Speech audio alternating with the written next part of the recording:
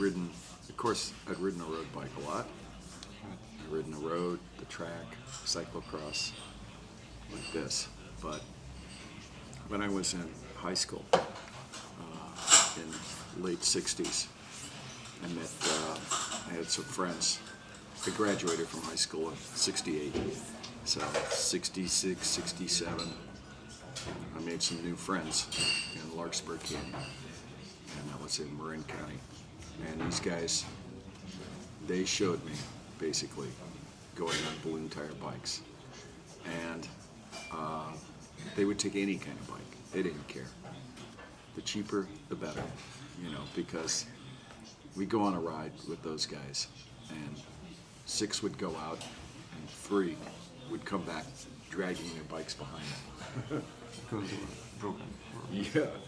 Yeah, and they basically had a big party in the woods all the time, because Marin County, if you look at that county, there's some areas, some cities along one side, and in the middle, into the Pacific Ocean, it's beautiful, just forests and open, and no farming, just no hunting, just pure forest. And so it was really fun to go out, and it was our own place. We'd go out and do a party or do whatever we wanted. And that was the first time I'd ever really just had. And their point was, with a cyclocross bike, the point is to go really fast, right? And the point is you have a course, and if you have a mechanical, there's another bike, there's a wheel, there's something. Right? And this point, this really, and it was different in that this, you go big long climbs, come screaming down. And that had a 10 millimeter axle on the front, solid, pretty large diameter for the drum side, a smaller diameter for the other side. And that worked great too. I used that with the motorcycle lovers. And then at first, for the shifting, Shimano used to make this derailleur called Positron. And it had this system called push-pull, and it had from a shifter, it had 2 wires, 2 housings, 2 wires going back to the rear derailleur, and it would do like this. One would push, one would pull, and they were wires. They were not cables. They were actually wires, and the indents were in the rear derailleur, for a 5-speed, and that worked fine with. I had a double chain ring on the front, and it was for a 1-piece crank, and it was a 30 tooth and a 40 tooth, and I used an old Suntour derailleur that when you push on the wire, pull on the wire on a cable, it would go the opposite way. It would go down into the small ring, okay, and the spring would make it go to the big ring. Then in '75. Shimano made a bottom bracket spindle. That was for a cauterless crank. They made that for the BMX guys. So we had a 2-inch bottom bracket shell. So I said, wow, this is really great, because then I could use TA Cyclo-Touriste crankset, the French one, an old one. And you could use a long crank arm, used 180 crank arms, and used 26, 36, 46 chain arms. Same derailleur, same front derailleur, but the rear derailleur, Positron, had a small cage. So I had to get rid of it. And I had the shifters, with the Positron, I had it on the handlebar. A pair of shifters like this on one side, on the handlebar, one at the bottom, one at the top. And I got rid of that, and I got a Suntour rear derailleur with a long arm. And then I found on a ladies 5-speed, a Schwinn ladies 5-speed was thumb shifter. And I said, wow, that's perfect. And I started using the thumb shifter. And then it was 1428 on the rear, because I was really strong, so 2628 was fine, that bike I rode with my roommate Charlie Kelly one day. He had the single speed, with the coaster brake, and I had that bike, and he went, "Wow, I gotta have one of these." So I set up Charlie's bike, and then I set up my friend and his friend Fred Wolf. I set up a bike for him, and I set up a bike for the guy down the street, and pretty soon I had a little business going, where for about $400, I built you a bike out of all these crazy parts. And That was back in. that was 75. I started doing that. I built about 20 bikes in 75. And 76, I met a friend, Alan Bonds. He's going into the Hall of Fame this year. And he, I saw it, I was riding down the street and I was like, wow, this guy's got a beautiful old bike. Because he had painted his, he repainted it. And I was like, wow, that's beautiful. But the same sort of setup, and that setup was, starting to spread. People were, try that, and people started trying crazy things too, like 20-inch rear wheel, 24-inch front, 24-inch rear, 26-inch front, 24 both, 26 both, and try to, and some gearing, but so that was sort of the real start, but that bike that I had, my first bike, 150 over lock net, just spread the frame. That's what they use today. Big diameter axle, 12 millimeter, that's what they use today. Really, just super strong brakes and a wide range.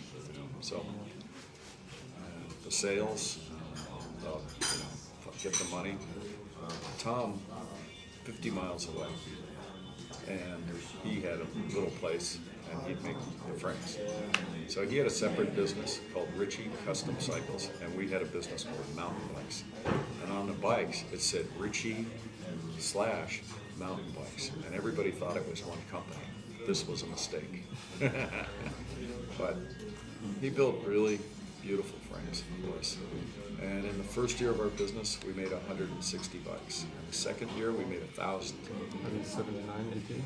Yeah, and the bikes were expensive. They were $1,320 for the start, and you could go up from there. I'd make black anodized cranks, gold anodized cranks, all kinds of parts like that. I used Durace hubs, with a free hub, and I used Philwood hub, or all this beautiful stuff, and made, sometimes the bike would cost almost $2,000. And that was a lot of money then, because right at the same time, you could buy a full Campagnolo Colnago for $450. What type of bike? It was a road bike. Oh yeah, a road bike. But people would pay for a mountain bike because we said, you wouldn't want to buy a cheap parachute, would you? No. When you're jumping off. Yeah, and they were beautiful. The bikes were beautiful, and it was like, ooh, the nicest equipment. And people would look at it that knew about bikes and go, wow, look at this. Big fat tires, bars up and, just robust. And it looked good. Wow, but nice equipment. It's, the European market, people are much more into racing, results, performance, that way, speed that way. U.S. market, they're more into just going out and having fun and gravity. And, the fun would be, crazy downhill or something, just more casual too. And it's what the other thing is, like in the U.S., they build many trails. Oh, unbelievable how many trails are built. And in the last 10 years, so many new mountain bike trails. And some of them are just incredible because the trail builders have become very good at their art. And that's, in Europe it seems like the trails have all been built many years ago. And here it's more one of discovery, of finding things. There are more trails here. In the U.S., especially in the West, wide open spaces, not so many trails. So there, you know, and the trail building has been all over the U.S. And in places you don't expect, places like Florida where it's relatively flat. They built a lot of trails, you know, and some of them are incredible. That they do 8 meters of elevation change for the whole area. They can make it a trail that's so much fun. Pumping trails. Yeah, that's great. Some, but not as serious as maybe a little while ago. Because now a lot of my project is, I live in the city and I'm working on the city bike more. Because that's really in the politics with it.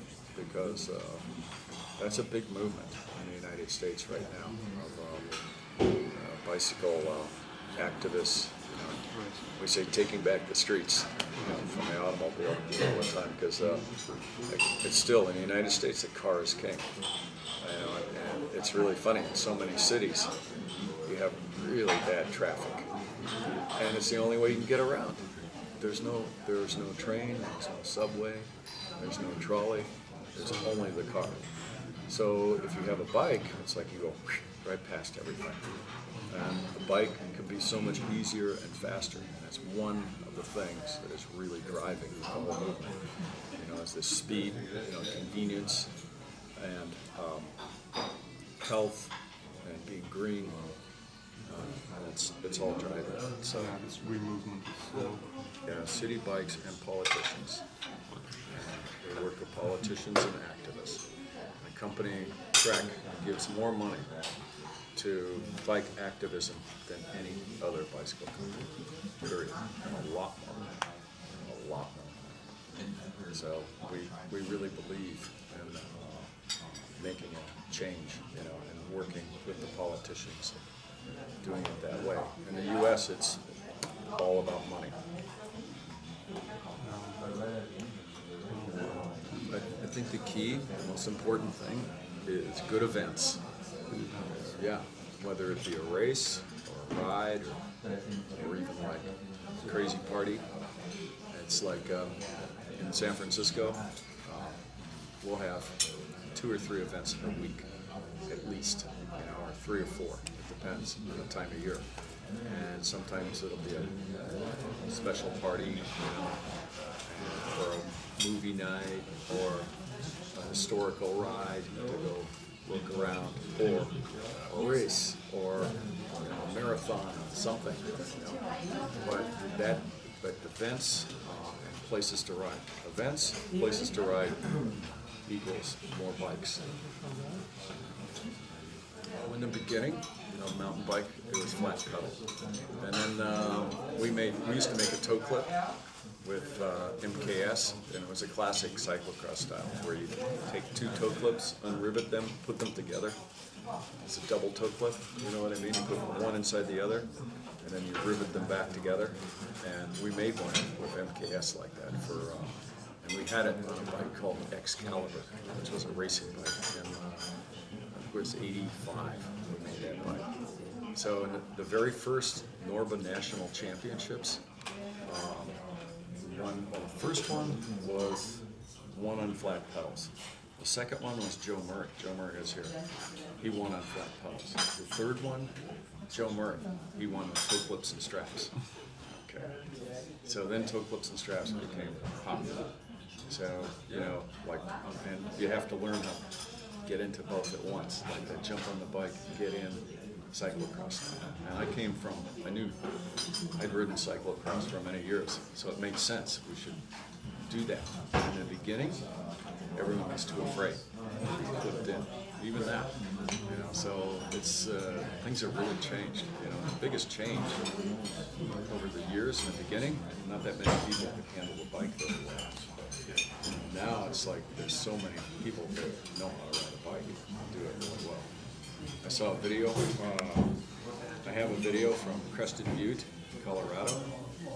That's now an incredible place to ride a bike. Great people ride there.